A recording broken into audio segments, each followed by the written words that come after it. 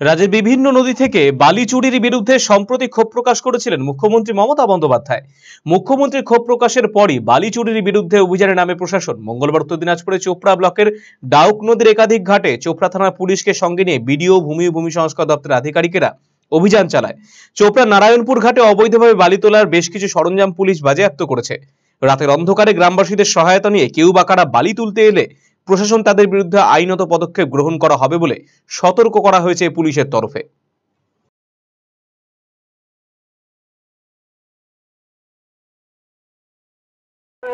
বাসিন্দাদেরকে জানানো হচ্ছে এই যে সামনে যেটা ঘাট আছে, এটা আজকে আমার সাথে আমাদের বিএলআর সাহেব আছেন, পুরো ল্যান্ড ডিপার্টমেন্ট সমস্ত অফিসার্সরা আছেন। আমরা যুদ্ধভাবে এটা অভিযানটা চালালাম।